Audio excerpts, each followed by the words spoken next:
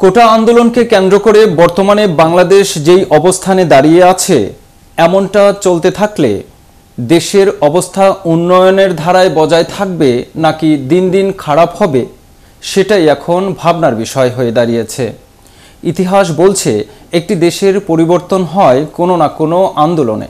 তবে ছাত্র আন্দোলনের এমন প্রভাব বেশি লক্ষণীয় বলে দাবি অনেক বিশেষজ্ঞদের। কোটা সংস্কার আন্দোলনকে কেন্দ্র করে দেশব্যাপী যেই ব্যাপক সংঘর্ষ, সহিংসতা ও হতাহতের ঘটনা ঘটছে, তা দেখে উদ্বেগ প্রকাশ করেছে বিভিন্ন আন্তর্জাতিক সংস্থা ও দেশ। কোনো দাবির জন্য শিক্ষার্থীরা আন্দোলন করবে, সেটাই স্বাভাবিক, কিন্তু তাদের দাবিটা কি যৌক্তিক ছিল কিনা, এমনটাই প্রশ্ন। যৌক্তিক হলে এত সহিংসতা কেন? এর দায়ভার কি নেবে বাংলাদেশ সরকার? এরই মধ্যে কোটা সংস্কার আন্দোলনকে কেন্দ্র করে গ্রেফতার শিক্ষার্থীদের মুক্তি, মামলা প্রত্যাহার ও হত্যায় জড়িতদের বিচারের আওতায় আনতে সরকারকে 24 ঘন্টার সময় বেঁধে দিয়েছেন আন্দোলনকারীরা। সম্প্রতি ভার্চুয়াল মাধ্যমে সংবাদ সম্মেলন করে এই আলটিমেটাম দেন কোটা সংস্কার আন্দোলনকারীদের প্ল্যাটফর্ম বৈষম্য বিরোধী ছাত্র আন্দোলনের অন্যতম সমন্বয়ক আব্দুল মান্নান মাসুদ। নির্দিষ্ট সময়ের মধ্যে এসব দাবি পূরণ না হলে কঠোর কর্মসূচির হুঁশিয়ারিও দেন তিনি। বলেন, 24 ঘন্টার সময়ের মধ্যে সরকার দাবি পূরণ না করলে বাংলা ব্লকহেড ও শাটডাউনের চেয়েও আরও কঠোর কর্মসূচি নিয়ে ছাত্র সমাজ রাজপথে নামবে। তাহলে কিভাবে মোকাবেলা করবে সরকার, এমনটাই ভাবছেন সচেতন মহল।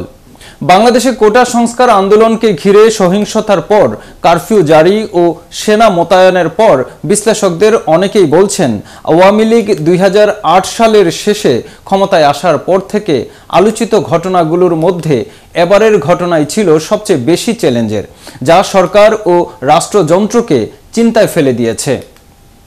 চলতি মাসের শুরু থেকে ছাত্ররা বিক্ষোভ শুরু করলেও 16 জুলাই 6 জনের মৃত্যুর পর 18 ও 19 জুলাই ঢাকা সহ সারা দেশে ব্যাপক সহিংসতা, আইনশৃঙ্খলা বাহিনীর গুলিবর্ষণ, শতাধিক লাশ, বিভিন্ন স্থাপনায় আগুন এবং ইন্টারনেট বন্ধের ঘটনা সরাসরি বিশ্বকে ব্যাপক তোলপাড় সৃষ্টি করে।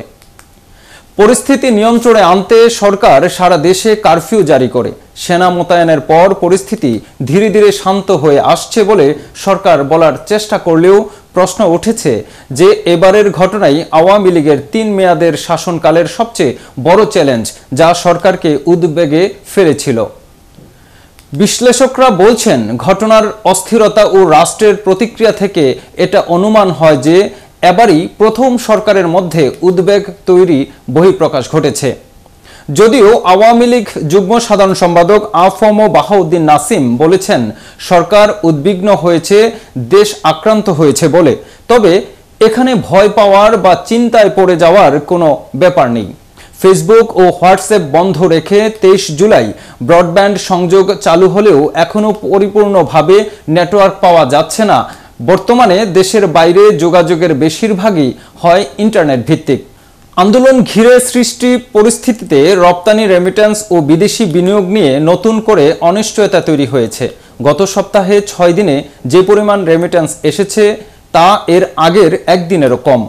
এখনও প্রশ্ন থেকেই যাচ্ছে, এই ঘাটতির পেছনে কি সত্যি কোটা আন্দোলন দায়ী নাকি রয়েছে অন্য কিছু? বৈদেশিক মুদ্রাবাজারে স্থিতিশীলতা ফেরাতে ডলারের দর 1 লাফে 7 টাকা বাড়ানো হয়। গত 8 মে ক্রলিং পেগ চালু করে ডলারের মধ্যবর্তী দর 117 টাকা নির্ধারণ করা হয়। আগে যা 110 টাকা ছিল। 118 টাকায় স্থিতিশীল ছিল, বাড়ছিল রেমিটেন্স।